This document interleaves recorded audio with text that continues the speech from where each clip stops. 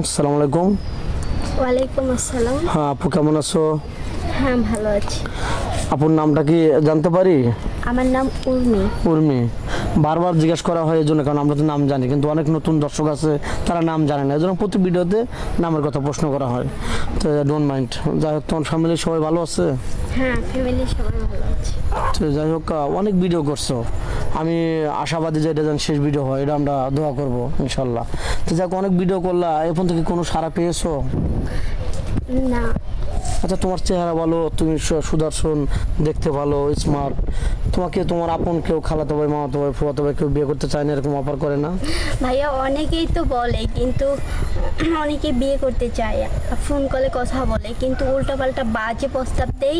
আর বলে যে বিয়ে করতে নাকি যৌতুক লাগবে, টাকা লাগবে। কিন্তু বলেন, আমি তো একটা গরিব ঘরের মেয়ে, অত টাকা পয়সা তো তোমার হাতে টাকা নেই। পয়সা নাই, আর আমার আব্বু বেঁচে নাই। তোমার বিয়ে সাথে আসে, কিন্তু টাকার অভাবে বিয়ে হচ্ছে না, এই তো। হ্যাঁ। কত টাকার মতো যৌতুক চায়? বলে Demand? 2 লাখ, 3 লাখ, 5 লাখ টাকা। কিন্তু অনেক টাকা, এরকম মানে বলে। অনেক টাকা ডিমান্ড। এত টাকা তো তোমার পক্ষে ইম্পসিবল না, না সম্ভব না তো। কারণ অনেক কষ্ট করে আমার আব্বু আম্মা আমাকে পড়াশোনা করায়, আমার পড়াশোনার খরচটাই ঠিক মতো বের করতে পারে না।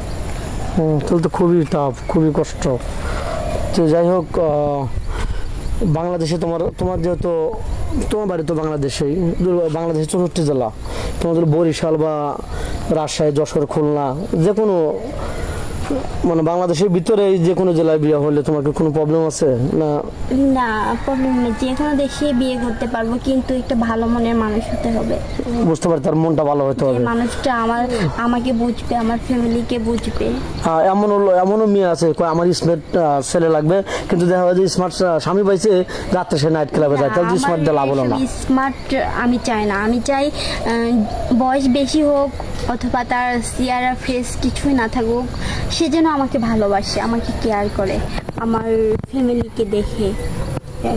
সে তোমাকে বুঝবে, তুমি তাকে বুঝবে, এই তো দুজন দুজনকে বুঝবা। তো যাই হোক, তোমাকে বাড়ির দায়িত্ব দিয়ে তোমার হাজবেন্ড চলে গেল বাইরে, শ্বশুর শাশুড়ি আছে, তাদের সাথে কি দুর্বলতার সুযোগ নিয়ে খারাপ আচরণ করবা? না, আমি কেন, আমি তো একটা গরিব ঘরের মেয়ে, তাই না? আমি তো বুঝি, আর তাছাড়া আমি পড়াশোনা করছি। একটা মা বাবা একটা সন্তানকে অনেক কষ্ট করে বড় করে। হ্যাঁ, তো দেখেন, তখন বিয়ে করে ওয়াইফকে পেয়ে যদি সব বাবা মাকে ভুলে যায়, তাহলে তো একটা দুঃখজনক বিষয়। তো তো অবশ্যই না, এরকম হতে পারে যে তুমি বাংলাদেশে আসো, পুরা দায়িত্ব, পুরা ফ্যামিলির দায়িত্ব তোমাকে দিয়েছে, কারণ তারা হয়তো তার বাপ মা বৃদ্ধ থাকতে পারে, তুমি দুর্বলতার সুযোগ নিয়ে তাদের সাথে খারাপ আচরণ, খারাপ রিয়েক্ট করা ধরলে, এটা তো ঠিক হবে না।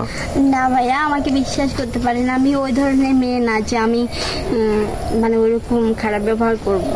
কোনো দুর্বলতার সুযোগ নিয়ে কোনো প্রতারণা করবে না তো? না। ওগুলো কিন্তু করাও যাবে না। অনেক প্রবাসী বাইরে আছে, তারা ওইটা টাকা পয়সা মেরে নিয়ে চলে গেছে, খুবই কষ্টের জীবন তাদের, এরকম কাজ করা যাবে না। যাই হোক, তোমার ফোন নাম্বারটা স্ক্রিনে দিয়ে দাও, দেশ প্রবাস থেকে অনেকে দেখছে। আমার তো ফোন নাই, আমি ফোন নাম্বার দিব কোথায় থেকে? মেয়েটার ফোন নেই, স্কিপার বাড়তে চাচ্ছি না, মেয়েটার ফোন নেই, কেউ ভিডিও কল দিবেন না, অডিও কল দিবেন। ভিডিও কল দিলে ব্লক করতে বাধ্য হবো। ভালো থাকবেন, সুস্থ থাকবেন, এই বলে শেষ করে দিচ্ছি। আল্লাহ হাফেজ।